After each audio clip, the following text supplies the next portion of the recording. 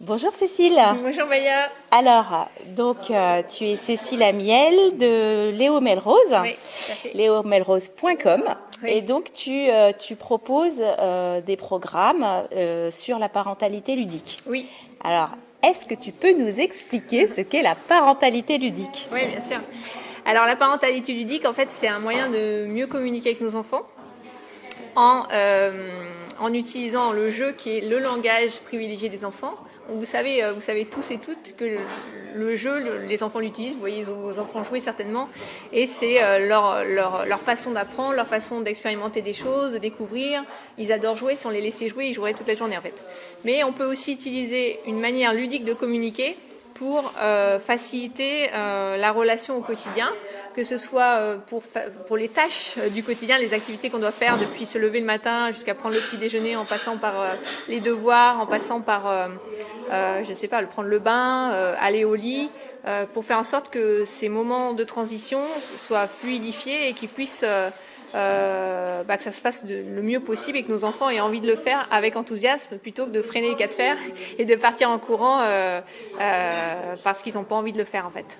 Et c'est un moyen en fait de créer une passerelle entre notre monde d'adultes et les exigences qu'on a au quotidien et notre emploi du temps un peu chargé de parents et le monde dans l'enfant qui lui a d'autres un autre rythme, souvent pas envie de faire les choses comme nous on aimerait qu'il les fasse, et donc ça facilite vraiment la relation et on sort complètement du rapport de force grâce à cette façon de communiquer en fait, et on entre dans un monde où il y a beaucoup plus de fun, beaucoup plus de joie, beaucoup plus de rire.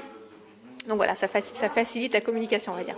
D'accord, donc toi tu préconises d'utiliser le jeu, oui, dans le rapport que les parents entretiennent avec leurs enfants pour faciliter le quotidien en fait. Exactement. D'accord. Exactement. Alors peut-être que vous posez la question du coup, en quoi ça consiste en fait, qu'est-ce qu'on peut faire en fait pour... Est-ce que tu peux nous donner des exemples concrets du coup choses que tu proposes aux parents et que toi-même tu utilises dans ton quotidien? Oui, voilà, bien sûr.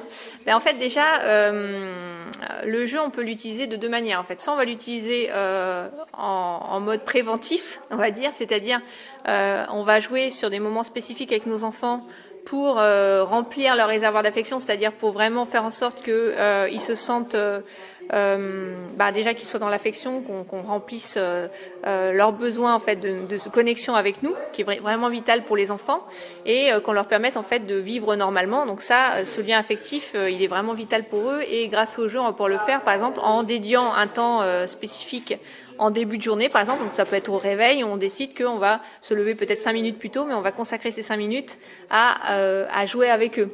Quand je dis jouer avec eux, on peut le faire, on n'est pas obligé d'utiliser des jouets matériels. On peut simplement dire qu'est-ce que tu aimerais faire comme jeu, et on le suit dans le jeu, l'enfant.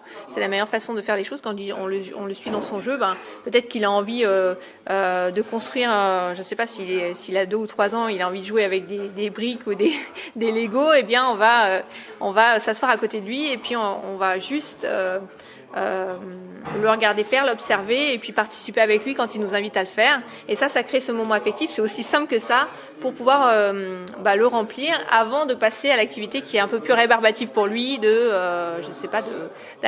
descendre prendre le petit déjeuner. Enfin, je dis descendre parce que chez moi il y a un escalier, mais d'aller prendre le petit déj avec lui par exemple, où il n'a pas forcément envie de se lever et de faire ça. Okay. Si on l'encourage à travers un jeu qu'on a fait, et si on remplit son réservoir, ça peut être un exemple.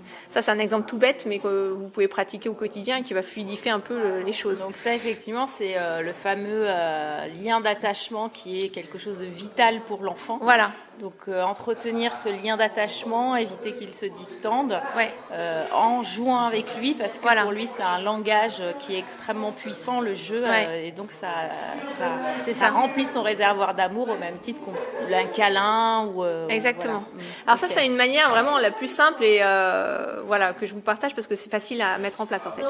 Une autre chose qui est, on peut jouer de plein de façons, mais je vais vous en partager une autre qui est un peu plus un peu plus technique entre guillemets, juste parce qu'il faut mettre de la conscience dessus. Mais c'est par exemple, quand on a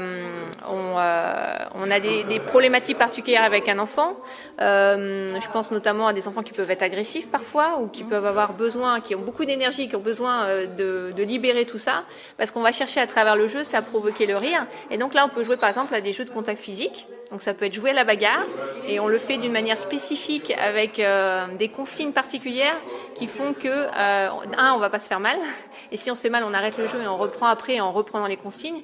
2, on va chercher à travers ce jeu de contact physique de l'affection. Donc on va privilégier un maximum les caresses, les échanges de regards et voilà, on va à travers ça libérer de l'ocytocine, de cette hormone du bien-être en fait, par le contact physique. Et qu'on fasse bien attention à la connexion du coup. Encore une fois, c'est vraiment une histoire de connexion. Ouais. Dans tout ce qu'on fait d'ailleurs, c'est une histoire de connexion dans le jeu, dans la parentalité ludique.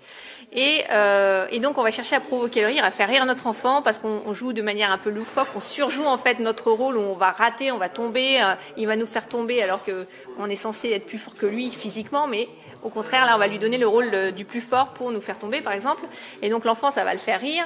Si ça le fait pas rire, on va faire un autre jeu pour toujours de contact physique, mais un peu différent. On a plein d'idées de jeux dans la parentalité ludique. On peut, comme ça, donner le rôle du plus fort à l'enfant, le faire rire. Et donc, ça va libérer, ça va l'aider à se libérer du stress du quotidien que nos enfants ont régulièrement toute la journée, en fait.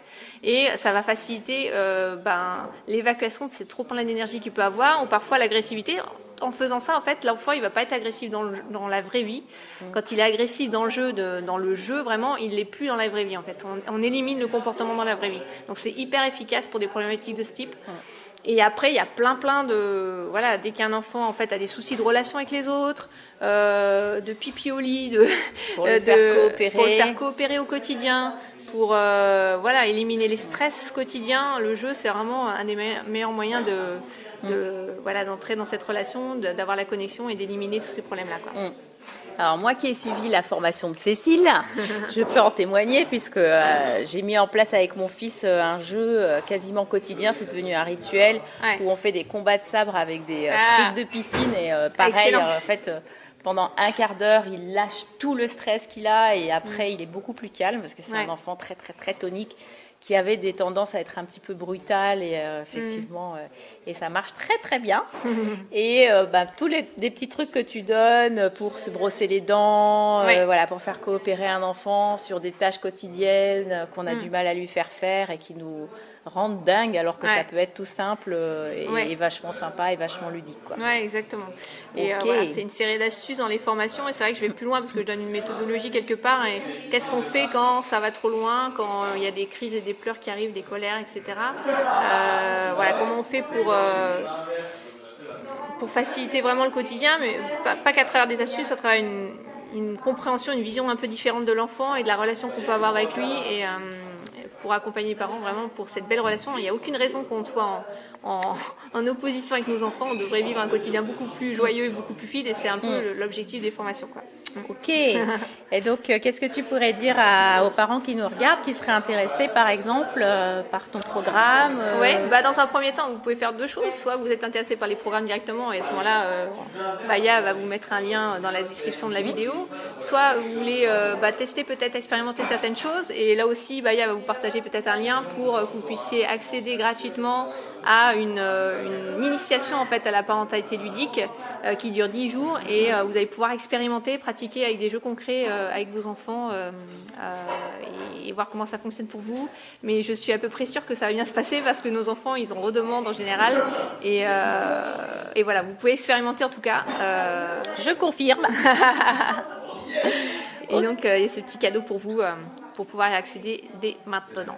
Super, donc les liens sont juste en dessous, donc vous pourrez aller regarder, tester et voir si ça vous plaît. Voilà, merci beaucoup Cécile en tout cas d'avoir répondu à toutes ces questions. Avec plaisir. À bientôt. À bientôt, ouais. Bye bye.